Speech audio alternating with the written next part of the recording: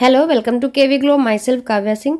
आज हम 20 अक्टूबर 2022 का करंट अफेयर कवर करेंगे और आज के जो इनसाइट टॉपिक है वो बीसीसीआई के नए अध्यक्ष, फ्रीडम हाउस के इंटरनेट फ्रीडम सूचकांक, डेफ एक्सपो 2022 भारत अफ्रीका रक्षा वार्ता, महिला इंडियन प्रीमियर लीग यानी कि वुमेन आईपीएल, इंटरपोल की 90वीं महासभा आयोजित, पुरुष एयर राइफल टीम आईएसएसएफ विश्व चैंपियनशिप, साल्ट परियोजना के लिए $250 मिलियन ऋण, 13 सेकंड के बैरियर को तोड़ने वाली पहली भारतीय महिला, अक्टूबर 2022 में स्लोवाक गणराज्य में भारत के अगले राजदूत, यूएनडीपी द्वारा संयुक्त रूप से जारी नए बहुआयामी गरीबी सूचकांक। तो इन सारे टॉपिक से रिलेटेड जितने भी क्वेश्चंस बनते हैं वो सारे कवर किए गए हैं आज की क्लास में, जो कि एग्जाम के लिए इम्पोर्टेंट है, इसलिए ध्यान से देखिएगा पूरी क्लास। और क्लास अच्छी लगे तो शेयर भी करते जाइएगा। क्लास स्टार्ट करने से पहले आपके लिए एक क्वेश्चन है कि भूकंप की तीव्रता मापने के लिए किस पैमाने का प्रयोग किया जाता है। तो इसका सही आंसर आप लोग कमेंट बॉक्स में कमेंट करके बताइए। सही आंसर मैं क्लास के एंड में आपको बताऊंगी। स्टार्ट करते हैं क्वेश्चंस। क्वेश्चन है, हाल ही में पुरुष एयर राइफल टीम आईएसएसएफ विश्व चैंपियनशिप में कौन सा पदक जीता है। इसका सही आंसर है ऑप्शन है स्वर्ण पदक जीता है। रुद्राज पाटिल, अर्जुन बबूता और किरण जाधव की भारतीय पुरुषों की 10 मीटर एयर राइफल टीम ने आईएसएसएफ वर्ल्ड में स्वर्ण पदक जीता है। ये विश्व चैंपियनशिप के संस्करण में भारत का 5वां स्वर्ण पदक था और रुद्राज पाटिल के व्यक्तिगत यानी कि पर्सनल 10 मीटर एयर पुरुषों में विजयी होने के बाद सीनियर वर्ग में ये दूसरा स्वर्ण पदक था। रिवीजन के लिए इन क्वेश्चंस को ज्यादा से ज्यादा शेयर करिए आप लोग और उसके बाद दोबारा से इनको डिस्कस करिए आपस में, जिससे आपका रिवीजन भी हो जाएगा और ये प्रिपेयर भी हो जाएंगे क्वेश्चंस। नेक्स्ट क्वेश्चन है, विश्व बैंक ने हाल ही में किस राज्य की साल्ट परियोजना के लिए $250 मिलियन ऋण दिया है।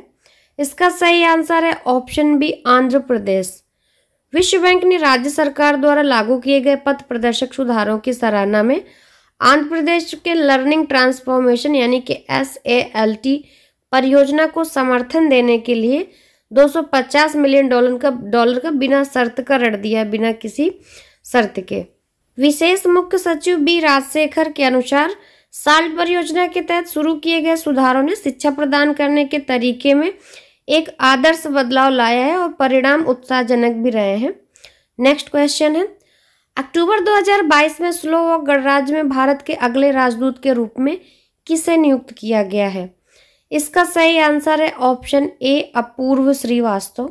भारतीय विदेश सेवा अपूर्व श्रीवास्तव को स्लोवाक गणराज्य में भारत के राजदूत के रूप में सेवा देने के लिए नियुक्त किया गया है। 2001 बैच की एक अधिकारी, ये वर्तमान में टोरंटो में भारत के वाणिज्य दूतावास में महावाणिज्य दूत के रूप में कार्य करती हैं। इससे पहले उन्होंने विदेश मंत्रालय में विभिन्न पदों पर कार्य किया और अन्य स्थानों के अलावा काठमांडू और पेरिस में तैनात रही हैं और अब ये अक्टूबर 2022 में स्लोवाक गणराज्य में भारत के अगले राजदूत के रूप में नियुक्त की गई हैं। नेक्स्ट क्वेश्चन है, भारत के किस मेजबान शहर में इंटरपोल की 90वीं महासभा आयोजित की गई है। सही आंसर है ऑप्शन सी नई दिल्ली। 1949 में इंटरपोल में शामिल होने वाला भारत संगठन के सबसे पुराने सदस्यों में से एक है। सभी सदस्य देशों ने सामान्य विधि अपराधों को रोकने के लिए आपराधिक पुलिस प्राधिकरणों के बीच व्यापक सहयोग सुनिश्चित करने पर सहमति जताई है। इंटरपोल का कार्य विश्व को और अधिक सुरक्षित बनाने के लिए विभिन्न देशों की पुलिस को साथ काम करने के लिए मंच प्रदान करना है। नेक्स्ट, केंद्रीय मंत्रिमंडल ने किन फसलों के लिए MSP वृद्धि को मंजूरी दी है। तो इसका सही आंसर है ऑप्शन ए रबी। जो रबी की फसल होती है, केंद्रीय मंत्रिमंडल ने रबी की फसलों के लिए MSP वृद्धि को मंजूरी दी है। ये विपणन सीजन 2023-24 के लिए सभी रबी फसलों के लिए न्यूनतम समर्थन मूल्य कहते हैं हिंदी में, इसको वृद्धि को मंजूरी दी है। सबसे ज्यादा 500 रुपए प्रति क्विंटल की बढ़ोतरी के साथ मसूर की कीमतों में बढ़ोतरी को मंजूरी दी गई है। गेहूं पर MSP में 110 रुपए और जौ पर 100 रुपए की बढ़ोतरी की गई है। MSP क्या होती है ये समझ लीजिए। MSP वो दर होती है जिस पर सरकार किसानों से फसल खरीदती है और किसानों द्वारा किए गए उत्पादन लागत के कम से कम 1.5 गुना की गणना पर आधारित होती है। जो MSP होती है उनके उत्पादन लागत के कम से कम 1.5 गुना की गणना पर आधारित है। नेक्स्ट, महिला इंडियन प्रीमियर लीग किस वर्ष आयोजित होने वाली है। यानी कि जो ये वुमेन्स आईपीएल है ये किस साल स्टार्ट होने वाला है? इसका सही आंसर है ऑप्शन बी 2023 में स्टार्ट होना है। महिलाओं की इंडियन प्रीमियर लीग ये मार्च में जो है 1 महीने की विंडो में शुरू की जाएगी और पूरी पॉसिबिलिटी है कि इसमें 5 टीमें खेलेंगी। इसकी पुष्टि जो है बीसीसीआई के एक अधिकारी ने की है। महिला आईपीएल के पहले संस्करण में 5 टीमें होंगी और मार्च 2023 में पुरुषों के आईपीएल से ठीक पहले टूर्नामेंट खेला जाएगा। टूर्नामेंट में 20 लीग मैच होंगे जिनमें टीमें एक दूसरे से 2 बार खेलेंगी। नेक्स्ट क्वेश्चन है, हाल ही में बीसीसीआई के अध्यक्ष के रूप में किसे नियुक्त किया गया है?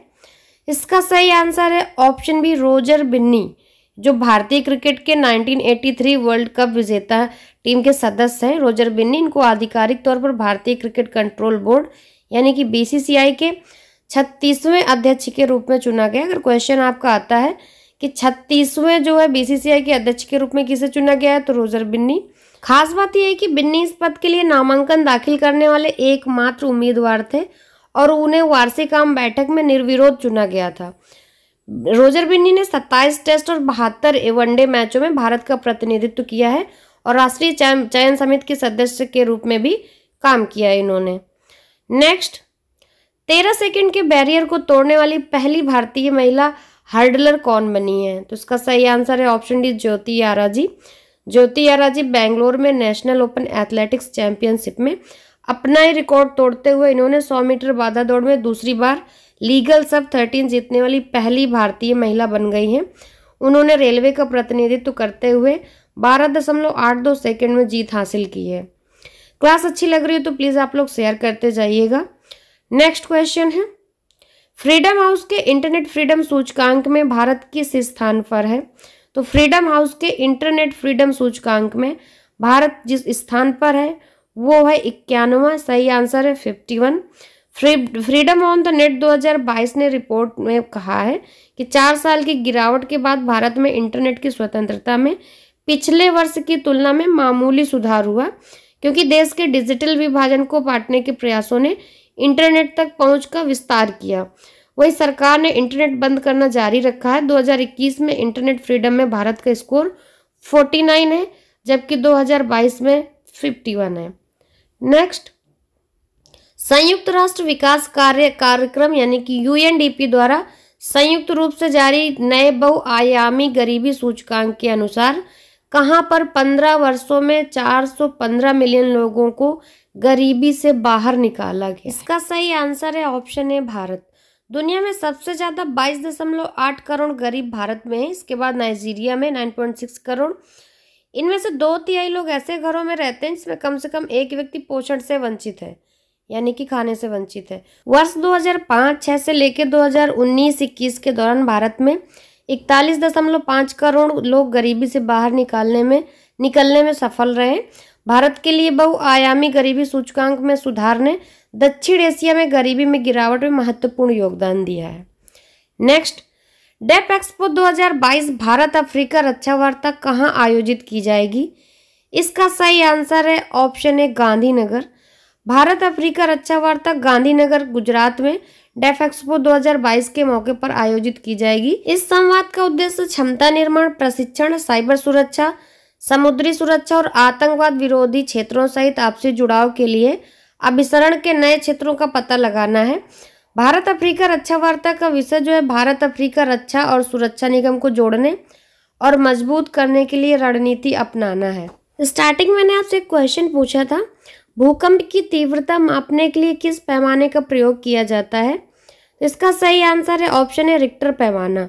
जो भूकंप की तरंगों की तीव्रता मापने का एक गणितीय पैमाना होता है, इसको रिक्टर पैमाना बोलते हैं। इसको रिक्टर पैमाना मापा जाता है। इसको मापने वाले रिक्टर स्केल का विकास अमेरिकी वैज्ञानिक चार्ल्स रिक्टर ने साल 1935 में किया था। कल का क्वेश्चन देख लेते हैं जो आप लोगों से मैंने पूछा था।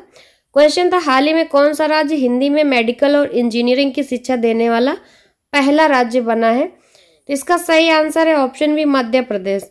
इस क्वेश्चन का जिन 5 लोगों ने सबसे पहले सही आंसर किया है उनके नाम है सविता, रंजन कुमार दास, मोहिनी जायसवाल, दिव्यांशी, निक्कू। इन 5 लोगों ने इस क्वेश्चन का सबसे पहले एकदम सही आंसर किया है। आज का क्वेश्चन है आपके लिए, किस राज्य सरकार ने हाल ही में संविदा भर्ती को समाप्त किया है? इसका सही आंसर आप लोग कमेंट बॉक्स में कमेंट करके बताइए। और क्लास से रिलेटेड जो भी सजेशंस हैं आपके, प्लीज़ हमारे लिए तो कमेंट करके बता दिया करिए। क्लास को ज़्यादा से ज़्यादा शेयर करिए, आप लोग शेयर बिल्कुल भी नहीं करते हैं। और चैनल को सब्सक्राइब करके बेल आइकन दबाना बिल्कुल भी मत भूलिएगा। And thanks for watching.